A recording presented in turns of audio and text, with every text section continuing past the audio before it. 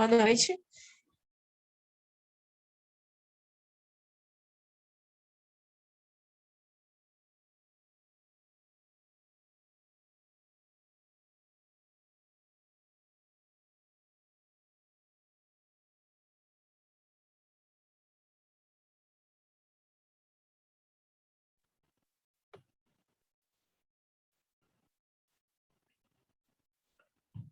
Boa noite, Alexia.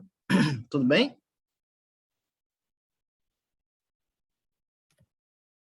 Oi, professor, tudo bem? Sim, senhor.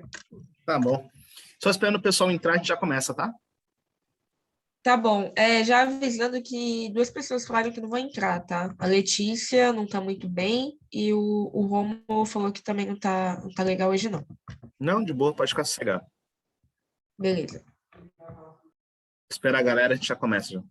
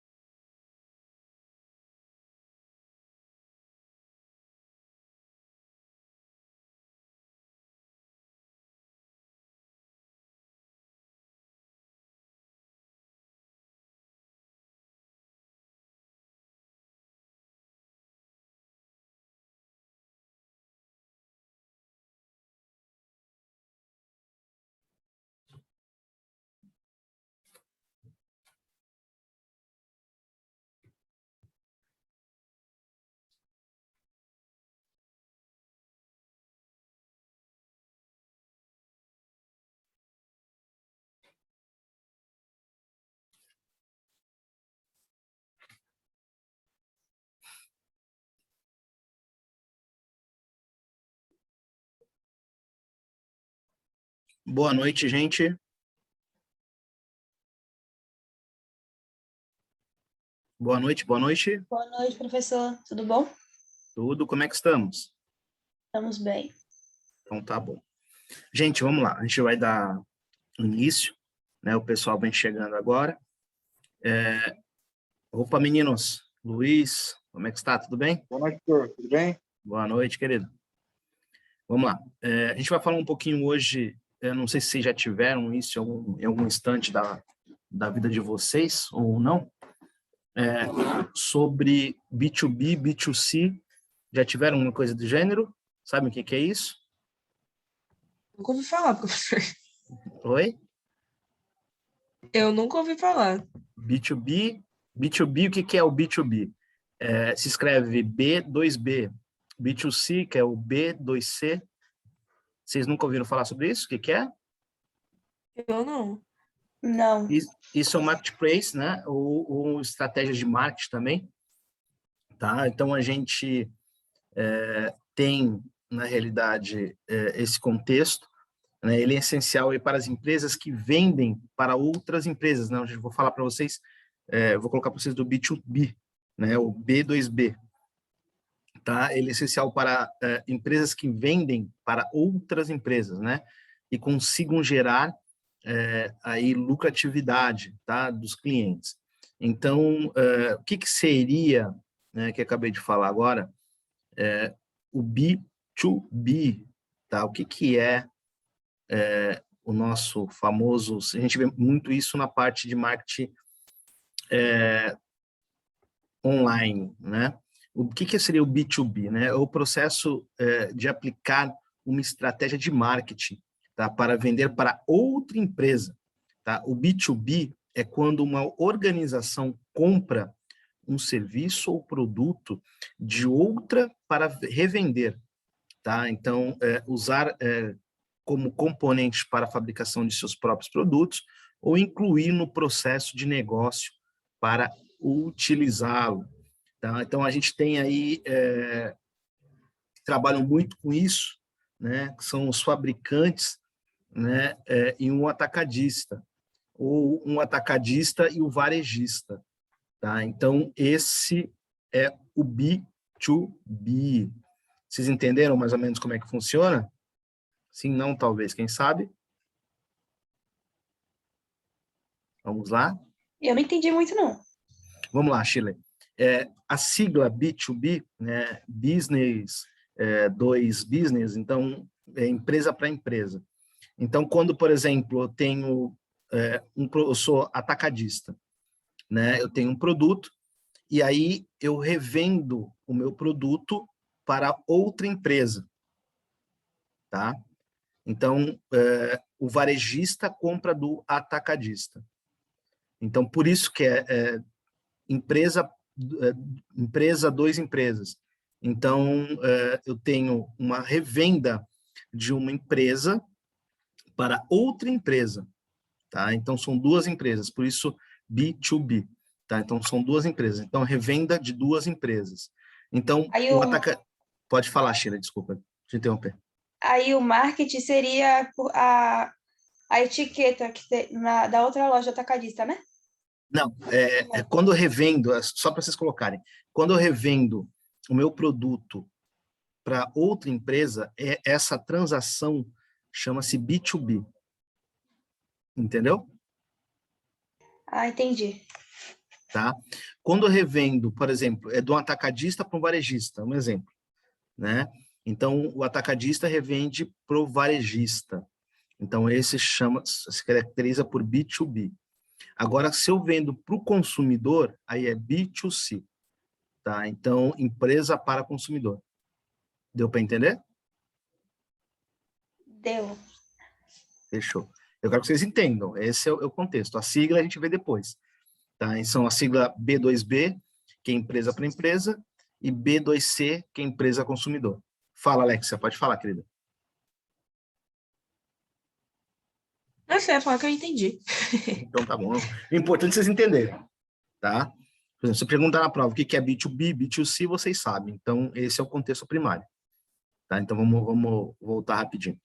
Tá? Então, só para lembrar para vocês, B2B, entre fabricantes, entre um fabricante e um atacadista, ou um atacadista e um varejista, duas empresas, tá bom? Revenda para duas empresas. Tá? É diferente do B2C, o B2C, né? Que é Business to Consumer, então, empresa para consumidor, tá bom? Então, o marketing aí do B2B consiste em aplicar estratégias direcionadas para outras empresas, tá? Então, quando eu vou trabalhar com marketing do B2B, eu vou trabalhar focado para uma empresa, né? Porque se eu sou uma empresa, uma fábrica ou um varejista, eu vou focar uma empresa, né? E não um consumidor final, tá? Então, eu tenho essa grande diferença, tá? Muitas vezes, esse é um desafio maior, né? De você vender para uma empresa específica, né? Uma vez que o cliente será um gestor de negócio, tá? E não um cliente final, né? Que vai considerar todas as variáveis do serviço antes de tomar uma decisão, tá? Vocês estão entendendo? Eu quero que vocês entendam a diferença de você vender para uma empresa ou vender para o consumidor final, tá? Assim, é uma grande diferença de você fazer isso, né? Então, quando você revende para uma empresa, é uma coisa. Quando você revende para o consumidor final, é outra totalmente diferente, tá? Então, por exemplo, só para colocar esse contexto para vocês, né? Se eu vou revender para uma empresa, eu queria saber de vocês agora, tá? Se eu vou vender para uma empresa, o B2B, tá? Vou fazer um B2B e aí o que eu tenho que analisar nesse B2B, assim? O que eu tenho que focar, gente? Pergunto para vocês.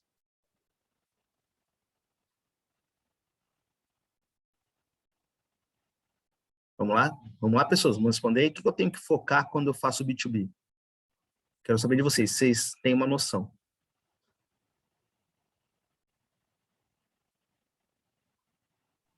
Acho que depende do que o atacadista está querendo atribuir, né? Porque tem gente que quer destacar a marca dela dentro dessa loja. Já tem gente que só distribui o produto. Mas vamos lá. O que eu tenho? Mas aí é que tá, né? Você falou no processo de compra, na realidade, né? Assim, o processo de compra no B2B, ele é mais complexo, né? Podendo levar aí até vários meses, tá? Para ser concretizado, né? No B2B, como o meu consumidor é o cliente final, esse processo é bem mais rápido, né? Eu tenho que ver também o processo de quantidade, né? Quando eu revendo, né, tem esse processo de quantidade, né? Quando eu revendo para uma empresa final, eu não vou trabalhar com um produto apenas, né? O processo de venda também, em relação ao processo de vendas, né, normais, aí é diferente, né? Ele é mais complexo também, pois demanda um trabalho maior, mais intenso dos vendedores, né, com o cliente aí, empresa, né? Então, esse é um contexto. O custo também, no processo do B2B, né, o custo também se diferencia, né? Sim, para a Porque, equipe também, sim, para a né, demanda. sim, também, né? Por que o custo diferencia? Porque no B2B, eu estou lidando com quantidades enormes, né? Com grandes quantidades no B2B. No B2C, eu tenho quantidades menores, né? Porque eu vou tratar o cliente final. No B2B, eu tenho quantidades maiores, né? E aí, por exemplo, eu vou dar um exemplo para vocês, tá? Do B2B. Eu sou um mercado, tá? E eu vou comprar do atacadista, né? Um outro mercado maior que vende em atacado, né? Então, por exemplo, se vocês já foram, é óbvio que vocês já foram, acho que sim, né? Já foram no Atacadão ou no Munhoz, que fica aqui no Guarujá, Sim. né? O que você foi comprar, a Sim. Shirley, lá ou a Jennifer? O que vocês foram comprar lá? Fazer compra do mês, professor. Já faz tempo. Comida. Pergunto para vocês, o É o que quê? vocês compraram em grande quantidade lá no Munhoz, no Atacadão, diferente? Deixa eu ver se eu lembro. Papel higiênico.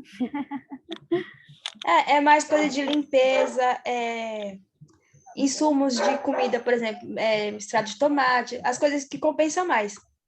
Às vezes, uma carne até sai, mas às vezes não. Por exemplo, a Jennifer falou papel higiênico, né? Às vezes, quando você compra aí um fardo fechado, um fardo não é aquele pacotinho com 8 papéis higiênicos, né? Eu digo um fardo são... Não, às vezes tem até 20 unidades ou mais. Sim. Sim, Isso não, mas mesmo, o fardo professor, que eu falo, fardão de gente... papel higiênico. Não, fardo é diferente do pacote. O pacote, quando você compra, tem de 6 a 10 a 20 papel higiênico dentro. Um fardo é quando você Sim, compra, professor. são 10 sacos desse de 20. 10 pacotes. Então, 10 Sim. pacotes dentro de um único sacão, né? Isso Grandão. mesmo. Não é Isso papel mesmo, higiênico a gente já unitário, comprou. não. É o pacote Isso, grande. Isso, a gente já comprou assim desse. mesmo. A gente já comprou. E produto de limpeza também, detergente grande. E aí, o que acontece? Quando você compra, por exemplo, um fardo fechado, né? Eu vou jogar um valor normal. Tá? O fardo hoje você paga de 8 a 15, desculpa, o pacote, né? De 8 a R$ 21, depende da marca, tal. Mas quase isso, acho que já aumentou, viu? É. Acho que tá uns R$13. Isso, vamos jogar, quantos? Desculpa, Chile? 13, pelo menos a última vez que eu vi aqui, eu peguei o orçamento no mercado, tava 13. 13. Quantos papéis higiênicos dentro? 8. 8. Tá? Então, um saco com 8 papéis higiênicos, R$13. Quando você compra um fardo, tá? Você não vai pagar 13, você paga 7, 6. Você paga bem menos, porque você está comprando em grandes quantidades. Tá? É aí que as empresas levam o lucro, né? Em cima do processo que elas compram. Então, se ela compra em grande quantidade, ela consegue revender nos valores menores ou maiores, depende do quanto ela compra e o valor que ela paga nisso. Né? Então, isso é o B2B. Eu compro eu compro de outra empresa que está revendendo e eu compro em grandes quantidades. Tá? Eu não vou comprar em quantidade pequena. Quando eu compro, no caso de vocês, por exemplo, vocês vão no atacadão, vou comprar lá um leite condensado, vou comprar uma pasta de dente, um exemplo, tá? Então, eu vou pagar um valor onde aquilo individualmente é mais caro, tá? Então, e aí o que acontece? Por exemplo, o atacadista ou atacadão, o que seja, ele faz os dois. Ele faz o B2B e o B2C. Ele vende tanto para a empresa quanto para o consumidor final. Tá? E aí o consumidor ele se tem a vantagem disso, de comprar em grandes quantidades. Não é uma empresa? Não.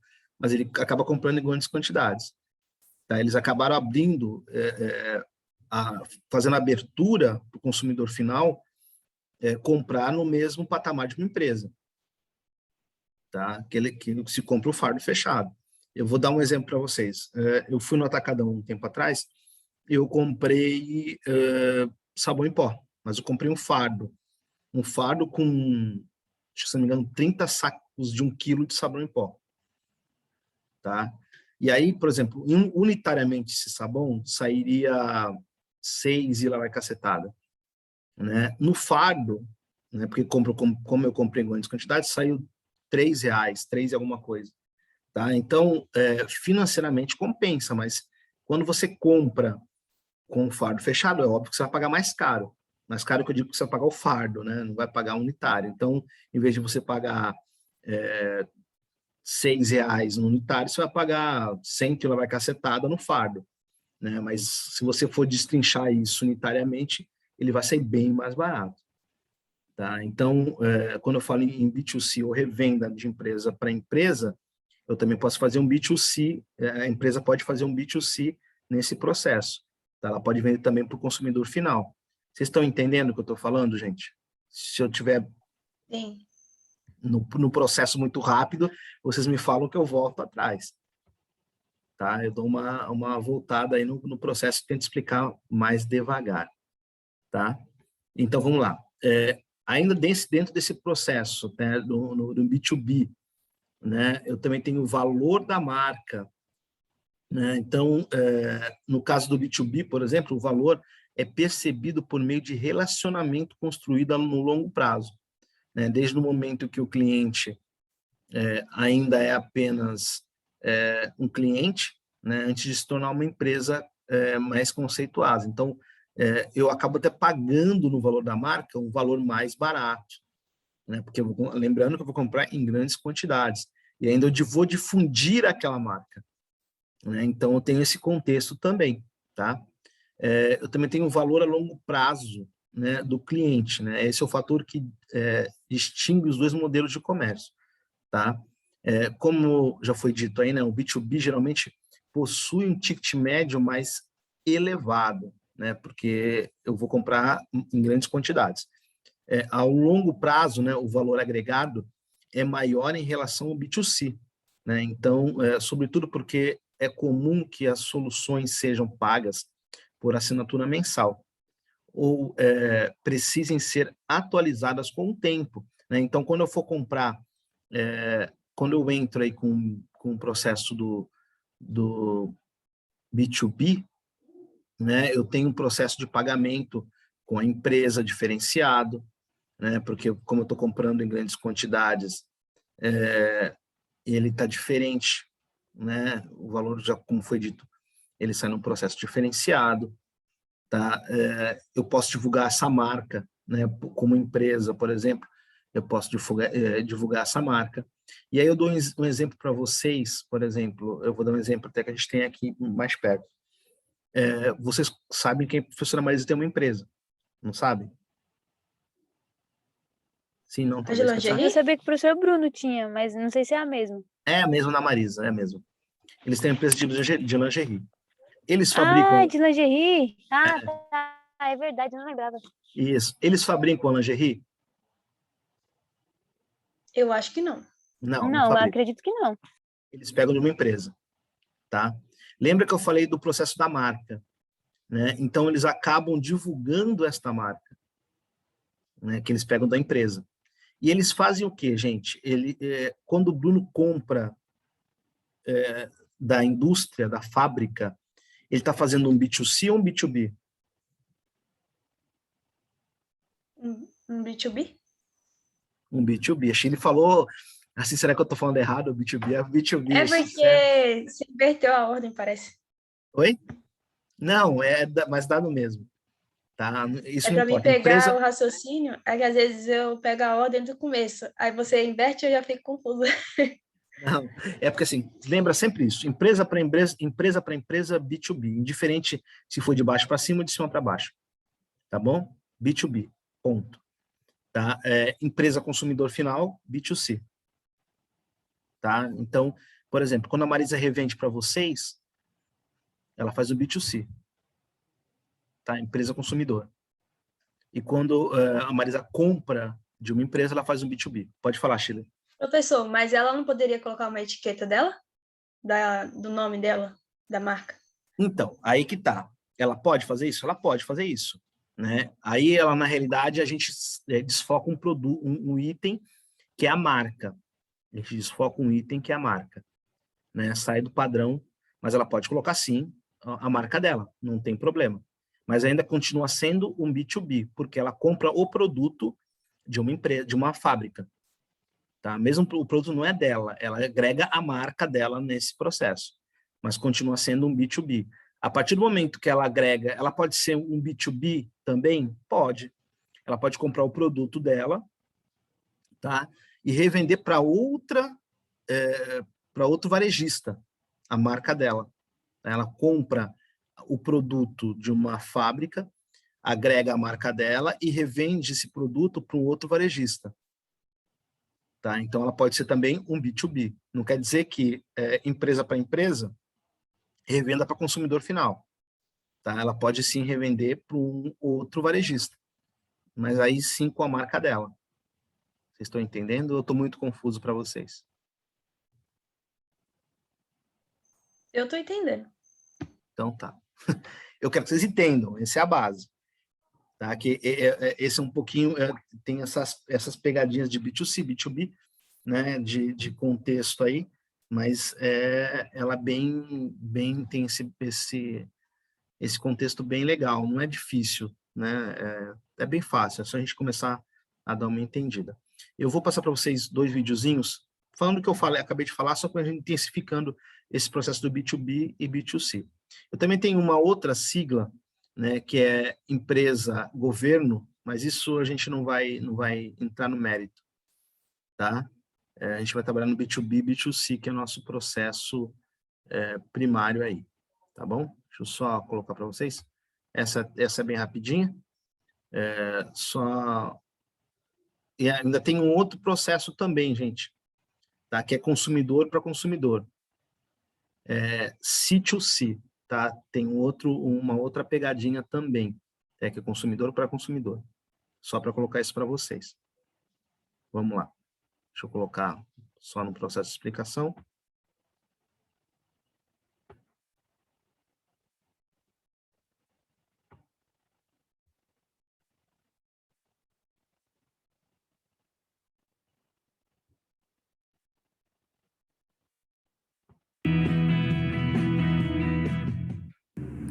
Fala empreendedor, o vídeo de hoje é sobre Marketplace B2B, B2C e C2C. A gente vai entender um pouco melhor sobre essa sopa de letrinhas aí, que às vezes a gente se confunde, mas no final das contas, tudo isso significa o perfil de cliente do teu Marketplace. Ou seja, quem que vai realmente comprar, quem que vai realmente vender, anunciar produtos ou serviços dentro do teu shopping virtual, da tua plataforma Marketplace.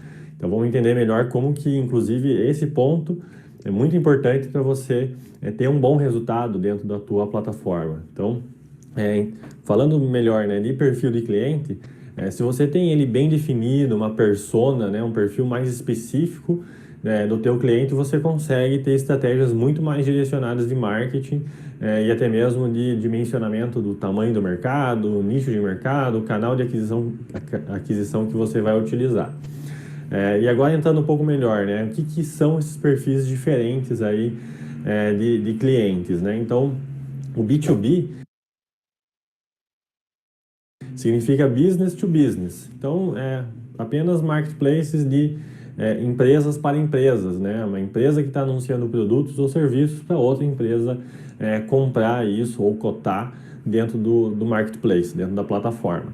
Esse modelo de negócio ele tem crescido no Brasil entre as startups, inclusive uma pesquisa da AB Startups, né, Associação Brasileira das Startups, constatou que nos últimos 2 anos aí cresceu 70% o número de startups B2B. Então é um mercado ainda pouco explorado, inclusive a gente já falou um pouco sobre isso aqui no canal. Então, realmente, marketplaces B2B são uma boa oportunidade. E por quê, né? Algumas vantagens.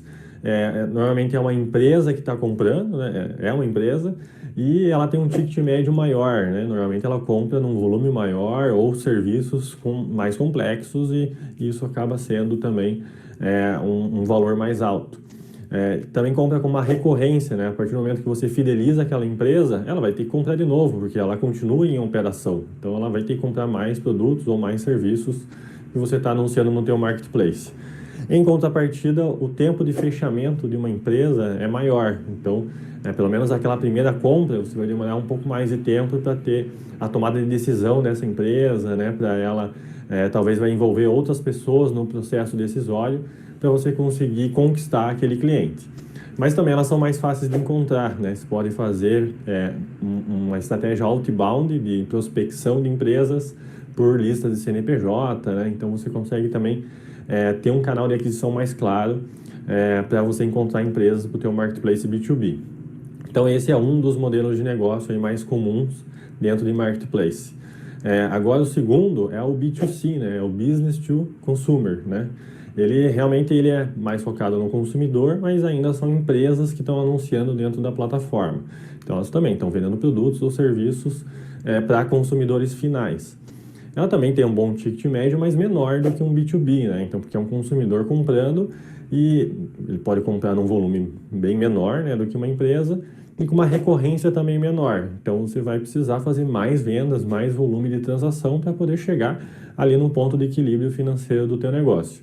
Mas, pelo menos do lado da oferta, é mais fácil você conseguir também encontrar, né, empresas que queiram anunciar produtos ou serviços na plataforma.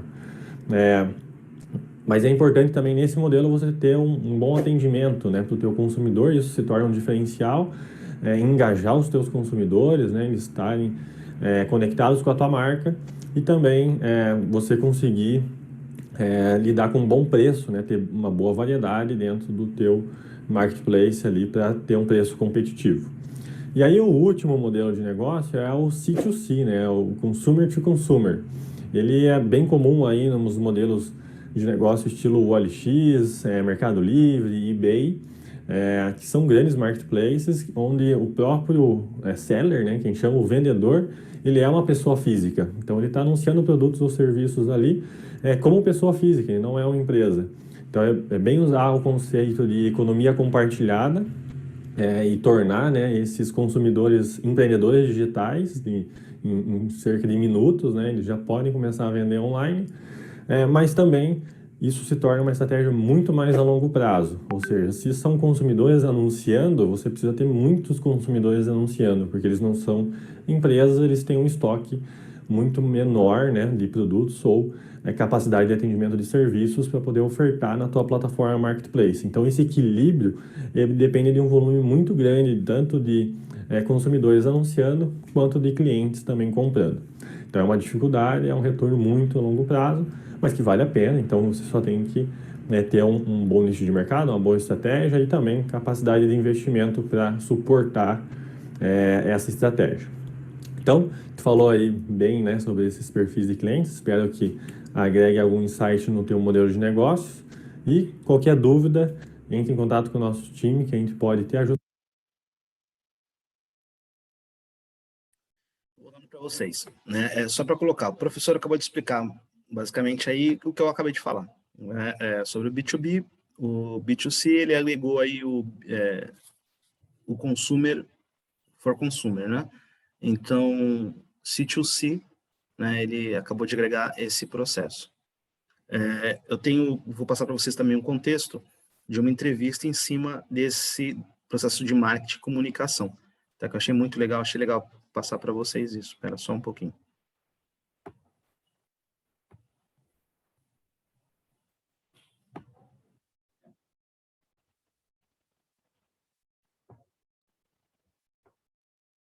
Para chamar a atenção de empresas. Para discutir esses temas, nossos convidados mais do que especiais são Renato Ticular, diretor da Janpro, rede de franquias de origem norte-americana e especializada em limpeza de estabelecimentos comerciais, e Daniela D'Andrea, gerente de marketing da Wave do Brasil, empresa de origem israelense focada em serviços de tecnologia para o público B2B. Sejam bem-vindos. Obrigado.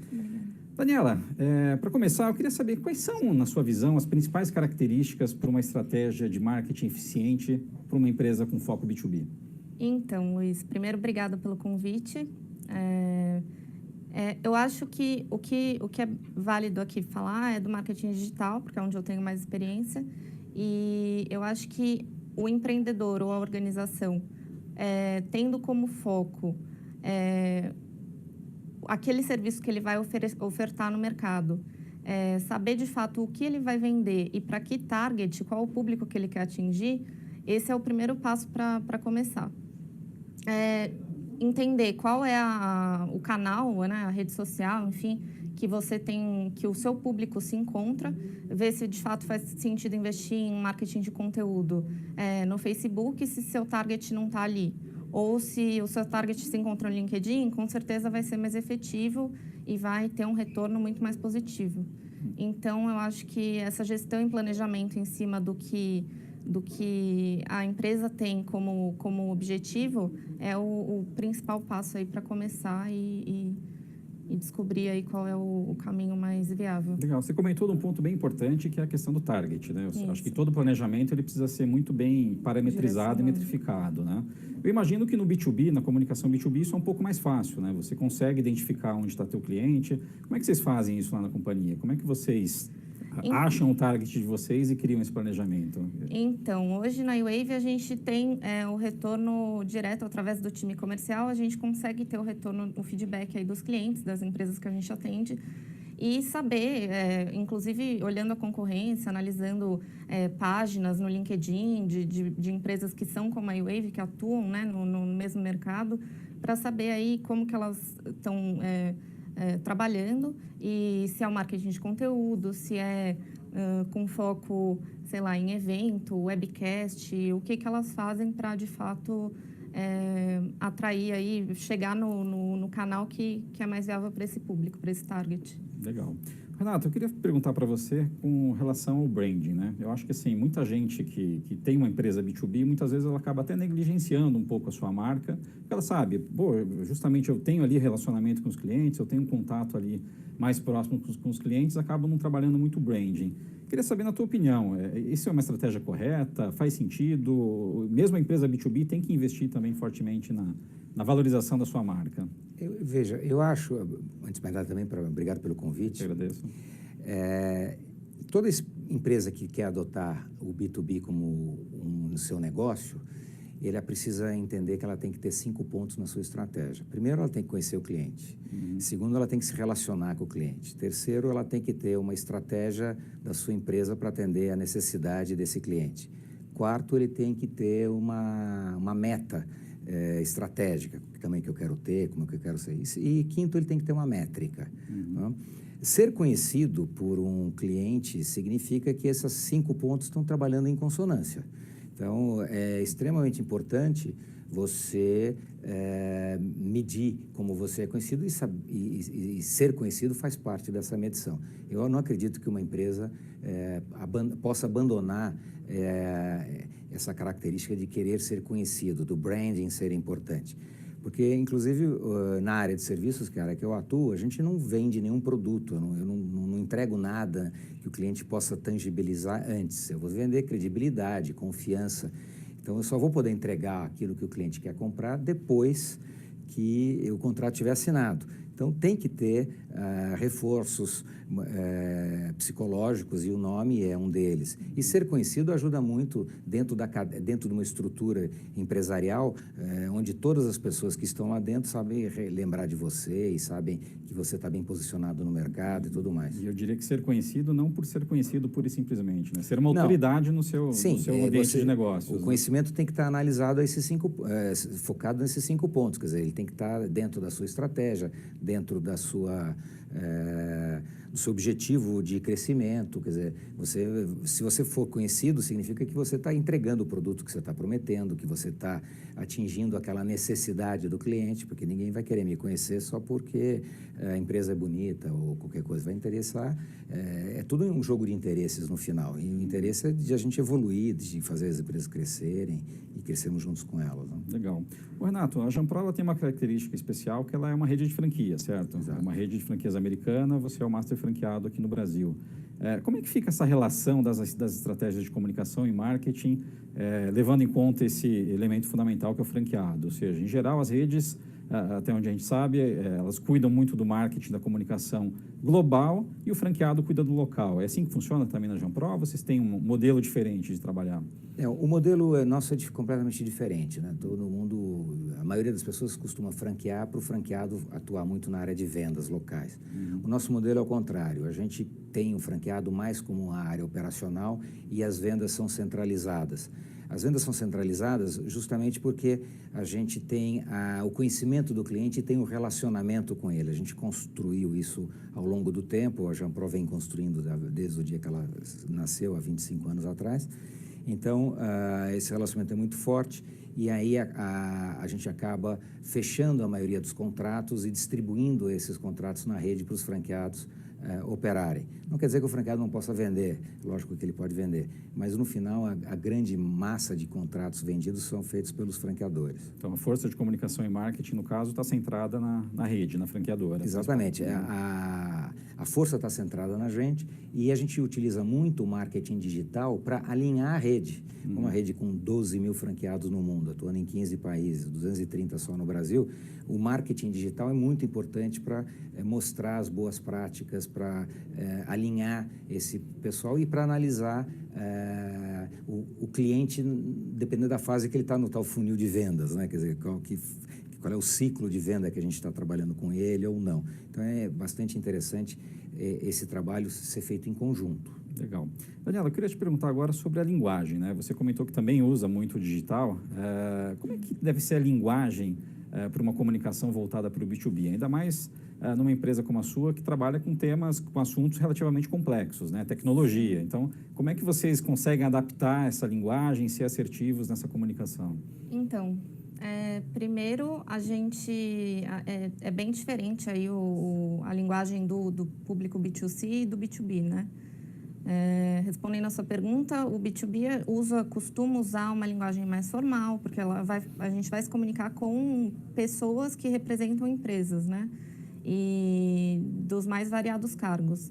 Então, a gente hoje, como a gente é parceiro da IBM, a gente utiliza muitos materiais que a própria IBM fornece e a gente estrutura e aí faz de acordo com o que a gente estudou ali para a iWave, né? Então, a gente tem uma agência hoje que ajuda a gente a estruturar os materiais também com a identidade da iWave mas a linguagem é sempre muito importante. A gente tem uma assessoria que também ajuda a gente na revisão dos textos, na sugestão. Vale, de novo, lembrar que o target é o foco, né? A gente vai se comunicar por qual canal? Então, LinkedIn. Tá, o que eles esperam ver no LinkedIn? O que é bacana para o nosso público? Vídeo, de que forma entregar esse vídeo? Enfim, tem várias formas aí, vários formatos, né, de conteúdo que a gente utiliza hoje e a gente estuda sempre a melhor forma para entregar para aquele target. Mas a linguagem é sempre trabalhada e alinhada com a IBM, com a parceria que a gente tem com o nosso partner, né? E também com a assessoria, ajuda da agência e com o alinhamento do time comercial e marketing. Mas, em geral, uma linguagem mais profunda, digamos. Sim, exatamente. Não pode ser superficial. Não pode. Tá. Mas o foco, eu acho que, tanto do B2C quanto do B2B, é ser relevante na vida do consumidor, né? Então, esse objetivo tá em comum entre os dois. Só que, obviamente, a linguagem tem que ser bem diferente, né? E quando você fala de relevância na vida do consumidor, eu imagino que o motivador de uma pessoa física tradicional e de uma empresa, de uma pessoa que está representando uma empresa é completamente diferente, né? Em geral, o B2B ele está muito mais querendo olhar ali para situações que possam ter um custo-benefício interessante, possam aumentar a rentabilidade dele como negócio.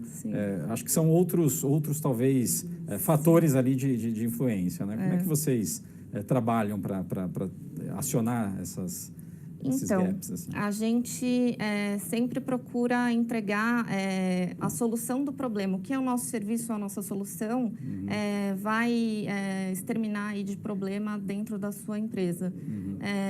Não procurar vender, né?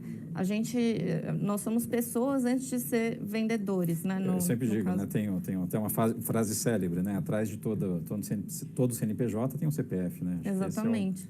Então, a gente procura, até uma campanha recente que a gente fez, onde a gente coloca a foto dos vendedores junto com a parceria, enfim, o logo do parceiro, mostrando uma mensagem simples, mas justamente com essa ideia de que nós somos pessoas e não somos vendedores. Estamos aqui para ajudar vocês a solucionar os problemas, entender as dores do que vocês passam aí no dia a dia. E então, essa é a ideia. A gente costuma levar em reuniões cases de sucesso, né? E falar assim, olha, esse projeto aconteceu em tal empresa, solucionou isso e trouxe isso de benefício, de vantagem e de otimização no tempo, retorno sobre investimento, enfim. E aí, eu acho que a empresa olha com outros olhos, né? Não é aquele olhar que, tipo, veio aqui vender. Legal. Daniela, falando até um pouco em termos de mídias, de canais, né? Você falou bastante do LinkedIn. O LinkedIn hoje, seguramente, é a maior rede aí social do mundo aí para negócios, né? Acho que no Brasil, se eu não me engano, são cerca de 25 milhões aí de pessoas cadastradas. Como é que vocês utilizam o LinkedIn? Ou seja, quais são as estratégias principais voltadas para o LinkedIn?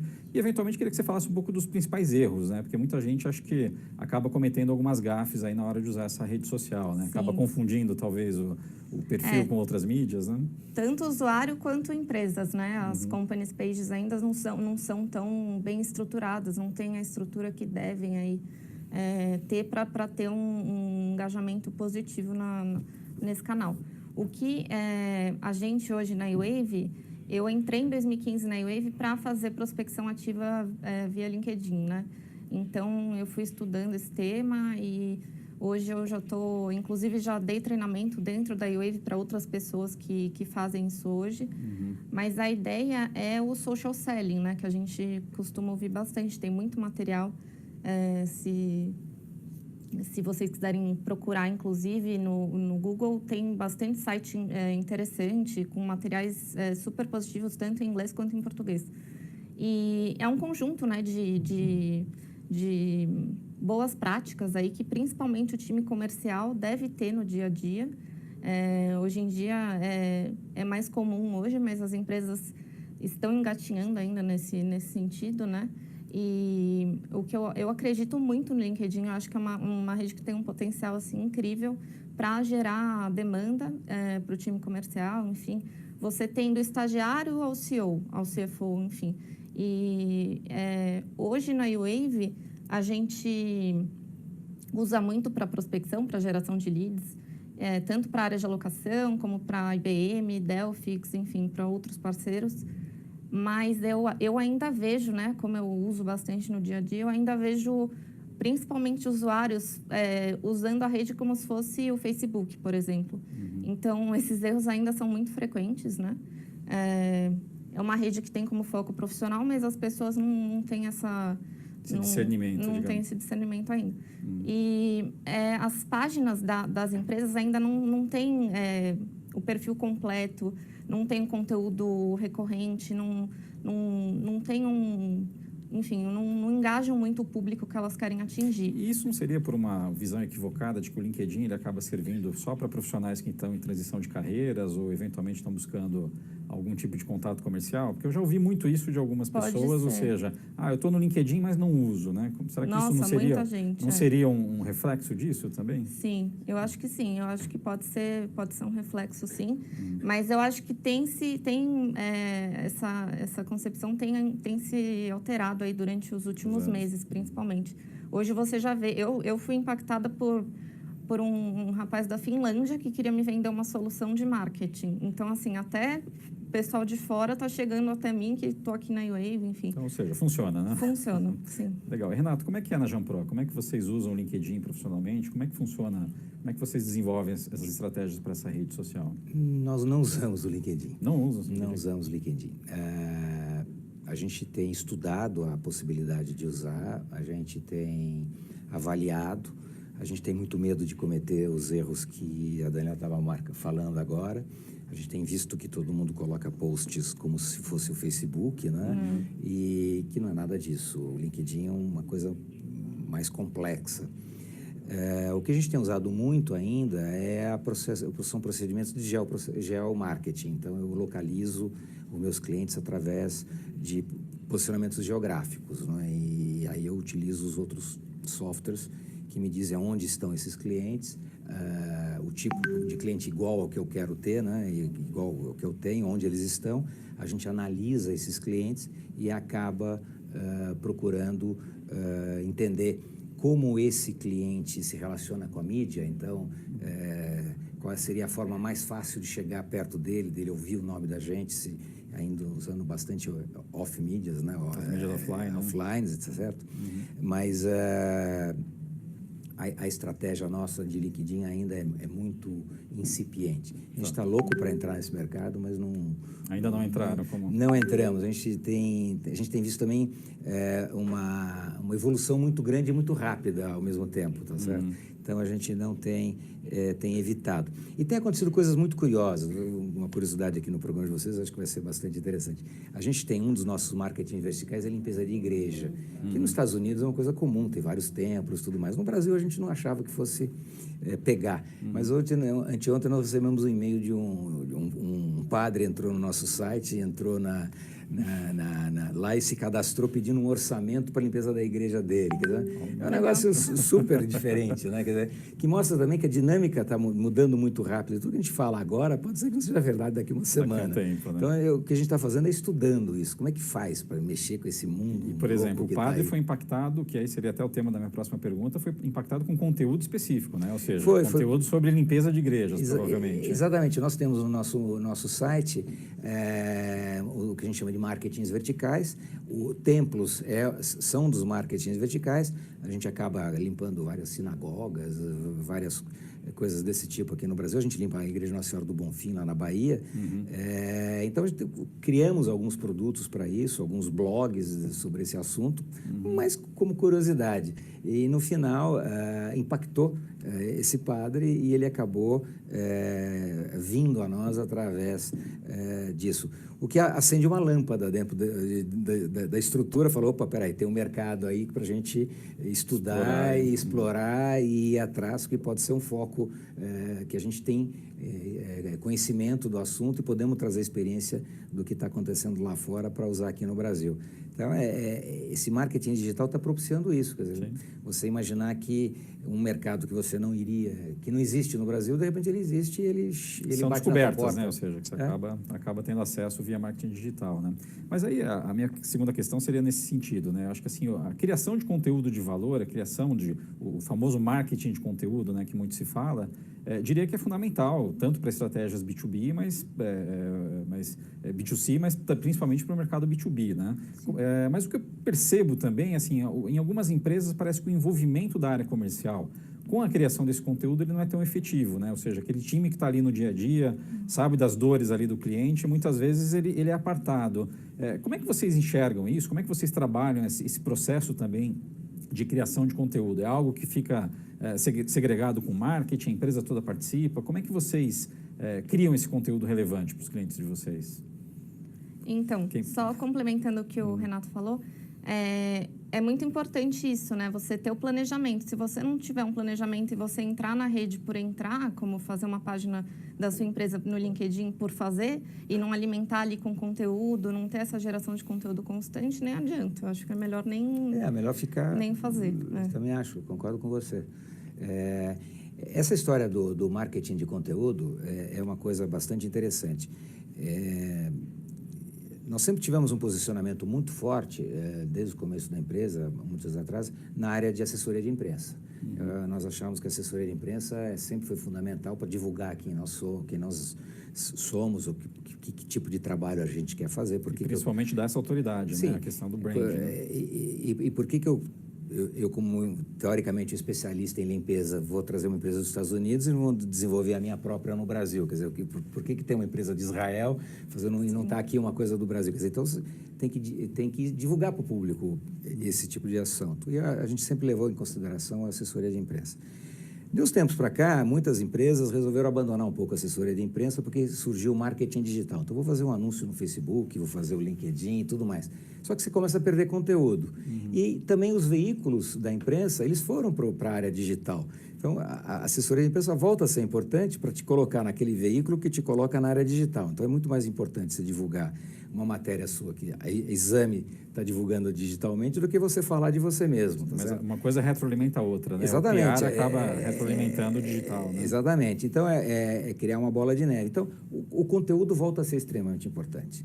E aonde buscar o conteúdo, a sua pergunta é ótima, porque no meu caso, eu não tenho que buscar o conteúdo nos meus vendedores, no meu marketing, eu tenho que buscar meu conteúdo nos meus franqueados, que estão vivendo toda a operação depois que eu fechei o contrato nos clientes. Quer dizer, eles estão conseguindo atender a demanda que o cliente está gerando. Qual é a demanda adicional de limpeza que está aparecendo lá? E será que eu tenho também que desenvolver algum produto de limpeza, algum serviço de limpeza para atender uma demanda que existe dentro da rede e eu não conheço? Quer dizer, então, o grande segredo hoje é tentar captar essas informações da minha base que está operando dentro dos clientes para poder gerar esse conteúdo e modificar toda a minha estratégia a médio e longo prazo. Para isso, já existem também ferramentas tecnológicas que são surpreendentes, né? Quer dizer, são coisas que são impensáveis há 10 anos atrás. Quer dizer, hoje você sabe online o que está acontecendo no cliente. É muito louco, quer dizer, na minha visão empresarial, acho uma loucura. Que eu acho que, uma pergunta para a Daniela, que é uma grande dificuldade na hora que você cria o target, né? Porque você vai falar com uma empresa, eu proprietário da empresa, tenho uma idade mais avançada, eu tenho uma dificuldade de entender essa tecnologia toda nova. Enquanto tem os meninos que estão lá, sabem aquilo, tiram de letra. Quer dizer, como falar para uma empresa que tem essa diversidade de pessoas dentro dela, né? E estão todas no LinkedIn, de mesma passagem. Como é que vocês fazem, Daniela? Como é que é essa questão da produção de conteúdo ali? Então, a gente tem um alinhamento muito forte com o time de vendas, sim. Na verdade, a comunicação é constante, né? E muitas vezes parte do próprio vendedor, hoje, o gerente comercial, chega para mim e fala, Daniela, eu conversei com o cliente tal e acho que é legal a gente fazer um vídeo ao invés de um PPT. Fica mais dinâmico, fica menos cansativo. O que você acha? Dá para a gente fazer? Então, a gente procura manter aí essa comunicação constante. E eu acho que tem um termo aí que define bem, que é o S-Marketing, né? Que é a mistura de sales e marketing, que traz justamente isso à tona, né? O alinhamento cada vez mais próximo e mais efetivo, mais harmonioso aí entre o time de vendas e o marketing. Porque traz muito mais resultado. Riqueza, né? Sim. Legal. Bom, a gente falou bastante aí de marketing digital, marketing online, né? Mas, assim, no mercado B2B, eu sinto que o offline ele tem um peso muito forte, né? Principalmente os eventos, né? Participação em feiras, congressos, seminários, patrocínios. Eu queria perguntar um pouco qual a visão de vocês relacionada aí ao offline, né? Como é que vocês trabalham essas mídias, se trabalham, né? E como é que vocês fazem para maximizar os investimentos? Quiser começar, Renato? Bom, aí está muito ligada à estratégia da sua empresa, quer dizer, qual é o foco do teu marketing. No caso, como eu estava falando antes, nós temos alguns marketings verticais. Um é para atender escolas, outro é para atender hospitais, outro agora para atender igrejas. Né? Então, cada um desses marketings, você vai atuar de uma maneira diferente no offline, né? Porque o Saba não tem feira ainda de igreja no Brasil. No exterior tem. No exterior eu participei de uma feira no hotel que eu estava hospedado agora em San Antônio, de púlpitos para igrejas, de todos os tipos, blindado, não blindado, que voa, que gira, que levanta, que sobe, que desce, que troca a pessoa que está dentro. Fantástico. Eu nunca imaginei que pudesse existir tanta coisa.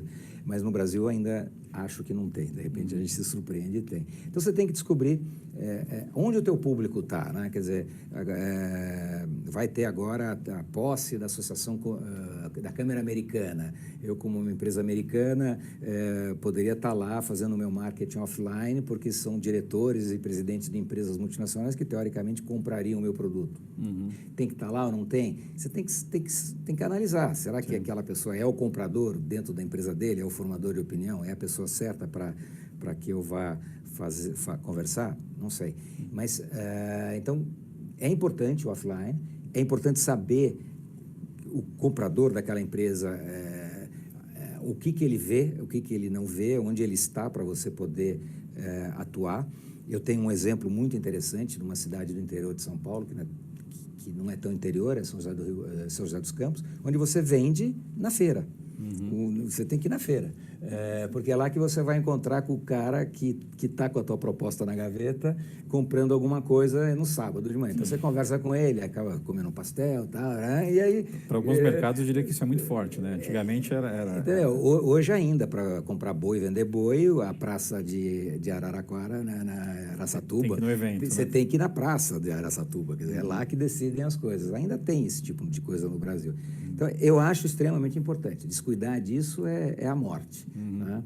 Até a gente tem um slogan na nossa empresa que é melhor andar à toa que ficar à toa. Então, você não tem o que fazer, vai dar uma volta aí, em algum lugar tem cliente andando. Tem cliente andando, né? Por aí. Legal. E, Daniela, como é que vocês trabalham aí a questão dos eventos e de outras mídias offline? Então, a gente já tem o planejamento no final, todo final de ano a gente já planeja para o ano seguinte os patrocínios que a gente vai fazer. Então, a gente participa de vários eventos aí como patrocinador. Recentemente eu estive em Brasília por conta de 2 eventos que a gente patrocinou e também em Sergipe, lá em Aracaju. Então, assim, o que eu acho que é importante, evento, sim, é muito bacana, é um investimento que traz retorno? Traz. Só que se alinhado e feito junto com o digital, o online, ou seja, o outbound, né? Você misturar o inbound e o outbound, isso traz um retorno muito mais positivo. Potencializa, então, né? Potencializa ainda mais. Então, você criar uma hashtag, você fazer ações online para chamar o público para esse evento, criar aí uma landing page com algum conteúdo que chame a atenção desse pessoal e, enfim, fazer algumas campanhas antes, durante e depois, inclusive, como disponibilizar o Wi-Fi durante o evento, para as pessoas compartilharem durante, nas redes sociais, o que elas estão vivendo ali. Então, isso traz um retorno muito positivo. E também o pós, mandar um formulário aí, uma pesquisa de satisfação, o que eles acharam sobre o evento, o que pode melhorar, o que não. Então, tudo isso traz aí um retorno mais significativo. Legal. Ainda na linha do offline, eu queria perguntar um pouco sobre os materiais relacionados ali para a reunião de vendas, né? Porque eu acho que todas as estratégias de marketing, sejam elas online ou offline, elas têm um objetivo comum, né? Que é colocar o cliente na frente ali da equipe comercial, né? Ou seja, e nesse momento, como é que o marketing pode ajudar? Isso falando em termos de um vídeo institucional, apresentação de PowerPoint, ou eventuais outras ferramentas, impressos, folders, isso faz diferença no dia a dia ali para uma venda B2B? Eu acho que sim. Vai muito, por exemplo, o impresso vai muito da filosofia de cada empresa, né? Se a empresa tem uma política muito rigorosa em relação à sustentabilidade, por exemplo, é natural que ela foque no digital e não no impresso. Então, varia bastante. Mas hoje na iWave, e eu como consumidora também, enfim, eu considero que é importante, quando eu estou numa reunião, acompanhar através de um folheto o que a empresa faz, o que ela oferece. Eu acho que guia melhor aí para quem está ouvindo, né? E, além disso, eu acho que o PPT, né, as apresentações bem elaboradas e os vídeos, enfim, institucionais, trazem um diferencial para quem está assistindo. Então, o vídeo proporciona um dinamismo maior, eu acho que retém mais atenção, é uma coisa que fica ali 1 minuto, ao invés do PPT que você tem que ficar falando por 10, então já traz a mensagem mais rápida. Tudo ajuda nesse encantamento, digamos, desse processo. Qual que é a tua opinião, Renato? Como é que vocês trabalham essa questão aí da reunião? Nós temos um lado bastante interessante, porque a gente vende franquia. E são 300, 400 candidatos por mês por escritório regional no Brasil. São 10 escritórios regionais, então é uma massa de gente que nos visita toda hora. Então a gente estuda muito essa história. E nós temos um problema, que é saber que tipo de pessoa que está na nossa frente. Ele é sinestésico, ele é visual, ele é auditivo, para saber qual é a mídia que vai atingir ele. Sim, vai ter mais efeito. Eu vou colocar um vídeo, eu vou colocar um PowerPoint, ou eu vou fazer um discurso para ele, tá certo? Ou vou deixar um folheto para ele ler mais tarde. Quer dizer, então, é realmente bastante interessante você ter toda essa suscetibilidade e sensibilidade para descobrir que tipo de pessoa você está falando. Então, a gente coloca, por exemplo, a pessoa na sala de reunião e vai servir um cafezinho. Tem lá os manuais, tem revista e tudo, mas se ele começa a mexer nos manuais e revistas, a gente já sabe que ele é visual. Né? Então, a gente já muda um pouco a conversa. Mas é importante ter preparado já todas as ferramentas. Exatamente. Então, né? você tem que estar com o arsenal pronto. Tem que estar municiado. Né? E essa é a vantagem, uma das vantagens do franchise. Você vai para uma reunião e, como eu vou agora no final de fevereiro, onde eu tenho 250 diretores do mundo, falam, eu vendi muita franquia porque eu tenho vídeo, eu vendi muita franquia porque eu tenho PowerPoint, o outro falando, eu não gosto de colocar vídeo, porque o vídeo, a pessoa pode achar isso, quer dizer, no final, ele que está vendendo não gosta do vídeo, e ele, então você acaba analisando ele. Então, quando você põe todo mundo junto, você acaba vendo a melhor estratégia e começa a descobrir quem é seu público, porque esse diretor lá de uma cidade, não sei de onde, pode ser o perfil que seja o seu público. Né? Somar tudo isso que é bastante interessante, que é o desafio da empresa e a parte que eu acho mais interessante de você ir mexendo com o tempo. Né?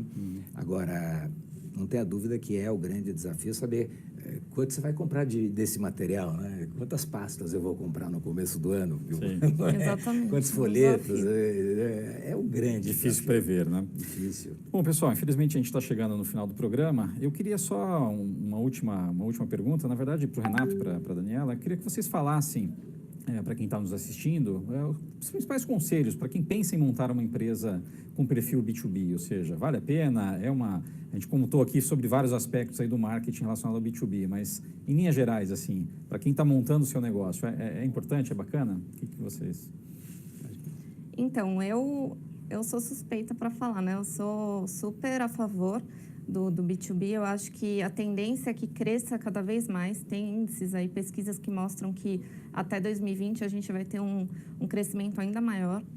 E eu acho que se a pessoa, se a organização, se o empreendedor ainda não mexe com isso, não trabalha com isso, com B2B, ele tem que, é o que eu falei lá no começo, ele tem que planejar, ver de fato qual é o produto que ele está vendendo, qual é o target, deixar isso bem alinhado para poder estruturar aí uma estratégia e fazer uma gestão, seja de conteúdo, marketing de conteúdo, geração via LinkedIn, social selling, ou qualquer outra ação voltada para B2B, mas com planejamento, com investimento definido, porque se você não tem investimento, se você não tem ferramentas que vão te ajudar nisso, nem adianta começar, né? Então, eu acho que traz um retorno muito positivo, eu acho que é uma área que tem aí um sucesso cada vez mais esperado, assim, enfim.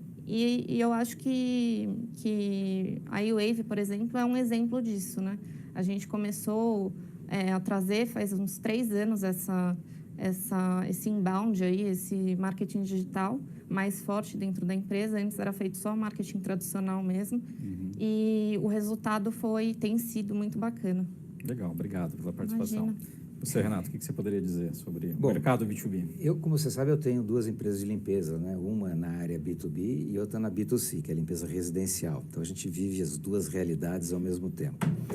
E eu posso dizer o seguinte, entrar no mercado B2B ou no B2C, acho que vai depender muito do perfil também da pessoa, do empresário, né? Uma das características do B2B é que você tem que andar na rua, você tem que sair de dentro do seu ambiente. Então, você acabou de falar que foi a Sergipe, foi a Brasília, e o B2B é isso, você tem que sair andando... Gastar a sola de sapato. Gastar a sola de sapato. Tem um empresário que quer ficar dentro da sua loja, o B2C é mais recomendado, porque a pessoa vai ser atraída pelo teu marketing e vai entrar lá dentro. Então, eu acho que o primeiro passo é descobrir que tipo de de empresário você é, que tipo de estrutura você quer montar, que tipo de negócio você vai ter. Tendo o negócio, o B2B, ele tem o que você falou, que eu acho que para mim é fundamental. Ele tem contratos de mais longo prazo, que te dão uma garantia melhor de planejamento, de uso de receita e tudo mais. E o B2B propicia uma coisa que eu acho extremamente importante, que é o seguinte, você pode entrar num contrato com margens menores, então é uma realidade brasileira, né? Você hoje vive uma crise, então você trabalhar com margem menor é melhor, então você tem que ter um contrato maior, e você pode fazer investimentos pensando nessa longevidade, né? Então você sabe que você não vai ganhar tanto no começo, mas que você vai ganhar com essa fidelização desse cliente. Então, eu acho que é uma estratégia onde você olha mais o longo prazo, né? E na outra estratégia, no B2C, você olha mais o curto prazo, porque você vende uma limpeza residencial, que é o meu caso, você não sabe se vai vender de novo, né? Então, eu sou muito mais fã do B2B por causa de uma questão de planejamento, de uma questão de estruturação da empresa, do que do B2C. Então, mas eu acho que tudo depende muito da personalidade e do foco estratégico da tua empresa. Legal. Obrigado, Renato. Obrigado, Daniela. Bom, chegamos ao final de mais uma edição do Media Lab. Espero que você tenha gostado. A sua participação é muito importante.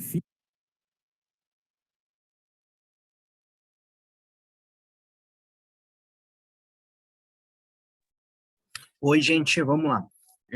Só para a gente colocar aí, né, a gente teve agora as estratégias de marketing dentro do B2B e do B2C, né, como utilizar esses mercados, na realidade, na forma digital, né? Então, esse contexto foi bem esse padrão de utilização desses dois mercados. Deixa eu falar para vocês. Eu estou aqui na faculdade e às 8h30 começa a minha aula para o pessoal aqui da faculdade, só para avisá-los, né? Não sei se vocês terão na parte online, não sei quem é o professor que vai dar aula para vocês, né? Se vocês vão ter aí ou não vão.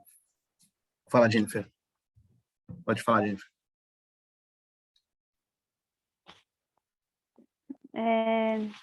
Eu ia falar que... Não, pode falar o senhor, professor. Pode falar, Ana. Pode falar, Jennifer, sem problema nenhum. O senhor ia dizer que ia acabar a aula, é isso? Também, porque eu vou ter que ir para outra sala. Mas não é isso por enquanto. Tá bom. Deixa eu falar para vocês uma coisa. Na semana que vem vai ter a Congrefap. E pediram para avisá-los que vocês vão ter uma aula online, né? Que vai ser o congresso. E pediram para quem quiser vir, vai ser, se não me engano, na Riviera. Se vocês quiserem estar presentes, né? Isso, se não me engano, vai contar alguma coisa para vocês. Não bateram aqui o martelo ainda, tá? Mas Online também não vai ter hora complementar? Eu não sei como vai Mas tanto funcionar. online quanto presencial vale a hora, né? Mas eu não sei como você vai ter mais. Mas é obrigado aí, Jean? Oi? Fala, Gladys, desculpa. É obrigado aí? Não, não é obrigado. Não. Pode fazer online também. Tá. Beleza, professor. Só para vocês E só ficarem... pode ir quem é da faculdade, né? Não pode levar gente, convidados.